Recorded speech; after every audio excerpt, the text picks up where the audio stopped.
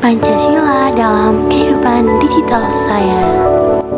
Halo teman-teman semuanya, perkenalkan nama lengkap saya Cornelia Astuti Gandu. Teman-teman bisa memanggil saya dengan Stella. NIM saya adalah 2510013. Saya salah satu mahasiswa semester 1 dari program studi Ekonomi Pembangunan Fakultas Ekonomi dan Bisnis Universitas Nusa Cendana. Jadi di sini saya membuat video ini untuk memenuhi penilaian ujian akhir semester dari mata kuliah pendidikan kewarganegaraan.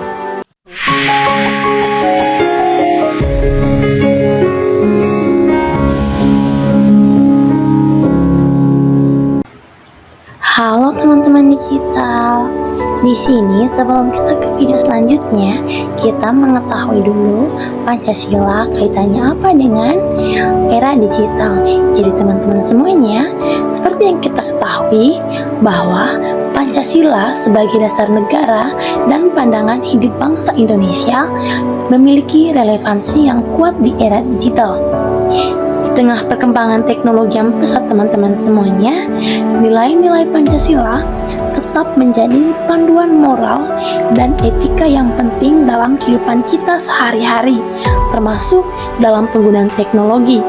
Jadi sini, Pancasila di era digital ditandai oleh beberapa perubahan cepat dalam teknologi, seperti komunikasi dan akses informasi yang tidak terbatas. Ini semua membawa tantangan baru, seperti penyebaran informasi yang tidak benar atau bisa disebut dengan hoax. Lalu ada polarisasi sosial dan perubahan nilai-nilai sosial. Lalu dalam konteks ini, Pancasila juga dapat berfungsi sebagai pedoman moral dan etika untuk menghadapi tantangan-tantangan yang telah saya jelaskan tadi teman-teman semua.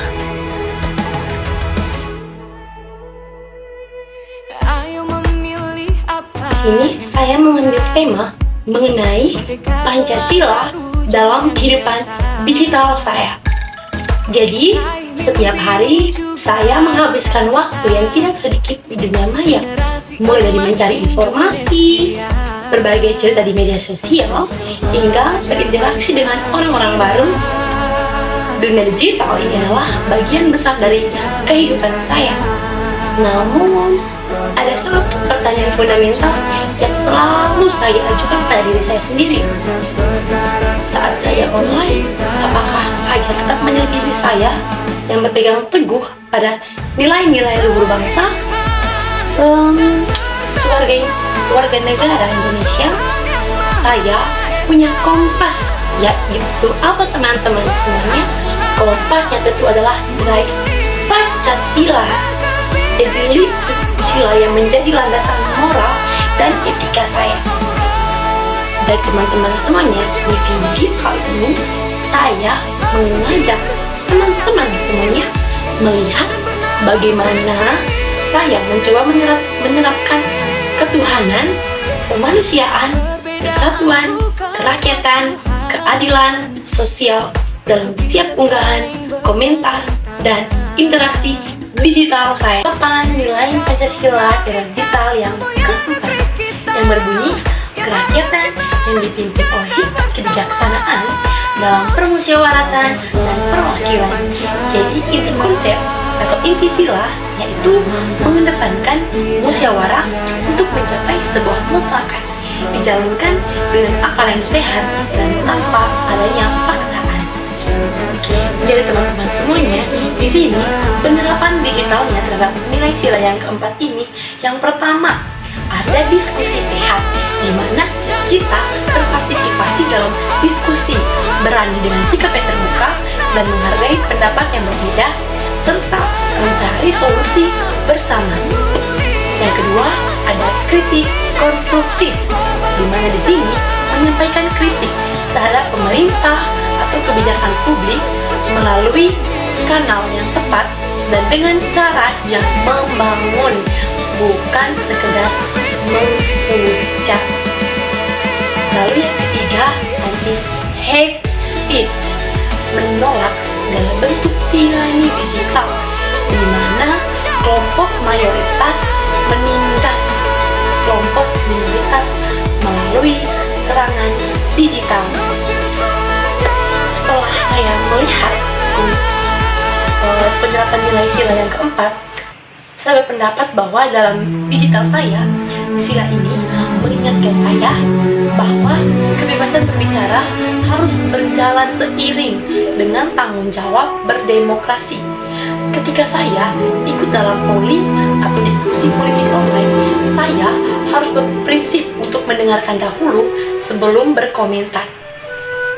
Saya selalu berusaha memberikan kritik yang berbasis data dan menyampaikan pendapat saya dengan hikmat dan kebijaksanaan kehidupan, bukan emosi yang memecah belah.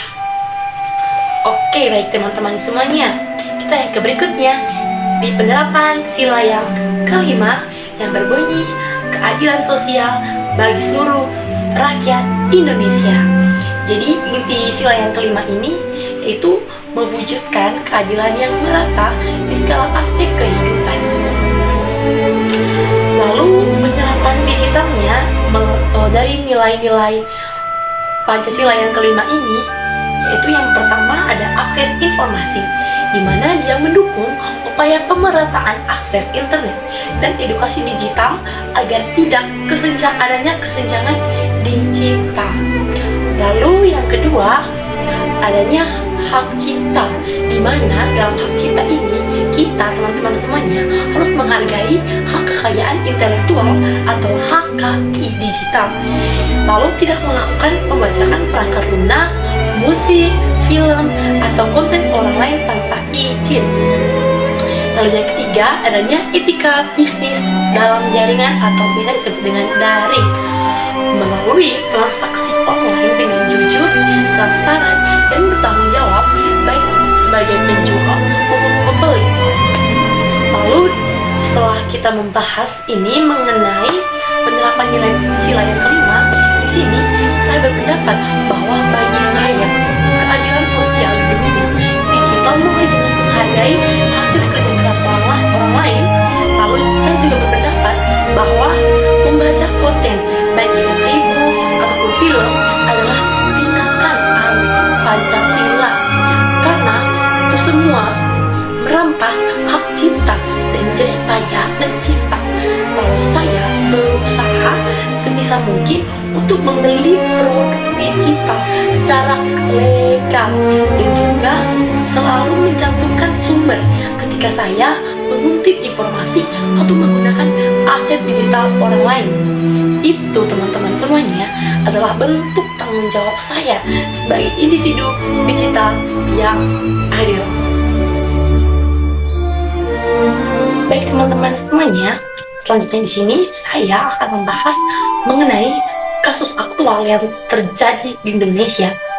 Jadi selama periode pemilihan umum atau pemilu serentak di Indonesia yang puncaknya terjadi pada awal tahun 2024, terjadi peningkatan tajam dalam penyebaran hoaks, disinformasi, dan kebencian terutama berbasis SARA di berbagai platform media seperti Facebook dan WhatsApp Group. Jadi teman-teman semuanya, di sini dari kasus yang saya sudah jelaskan ini, dan ini memiliki kaitan dengan sila-sila Pancasila, di mana kasus ini itu adalah sebuah pelanggaran nyata terhadap 3 sila utama dalam Pancasila. Untuk sila yang pertama itu adalah adanya sila pelanggaran yang terjadi di dunia digital, seperti sila yang kedua yaitu kemanusiaan yang adil dan beradab, seperti penyebaran ujaran kebencian, cyberbullying, dan penghinaan terhadap martabat orang lain. Jadi teman-teman, ini adalah sebuah tindakan yang tidak beradab sama sekali. Lalu ada sila ketiga, Persatuan Indonesia, di mana produksi dan penyebaran hoaks SARA yang bertujuan jelas untuk memecah belah bangsa dan merusak kesatuan demi kepentingan kelompok-kelompok politik. Lalu ada sila yang keempat. Di sini kerakyatan yang dipimpin oleh hikmat kebijaksanaan dalam permusyawaratan perwakilan, yaitu dalam permusyawaratan mengubah diskursus demokrasi menjadi adu domba dan paksaan kehendak atau opini, serta alih-alih mengedepankan musyawarah yang berdasarkan hikmat kebijaksanaan. Lalu di sini teman-teman semuanya, saya menyaksikan sendiri bagaimana media sosial saya, terutama saat adanya pemilu 2024, berubah menjadi medan perang digital yang penuh dengan ujaran kebencian. Ini membuat saya tersadar betapa rapuhnya persatuan Indonesia yang terdapat pada sila ketiga. Jika kita tidak hati-hati, lalu di sini saat itu juga peran saya bukan hanya sebagai penonton, saya mengambil keputusan tegas untuk tidak ikut-ikutan menyebarkan unggahan yang berisi tentang provokatif, meskipun itu menguntungkan pihak yang saya dukung.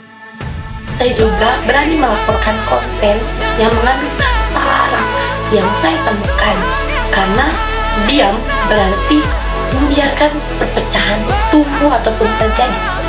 Bagi saya, itulah wujud nyata kemanusiaan yang adil dan beradab yang berada di sila kedua di ranah digital, di mana kita semua tidak membiarkan kebencian menodai interaksi kita semua. Baik teman-teman semuanya, setelah perjalanan yang begitu panjang, kita sampai di akhir.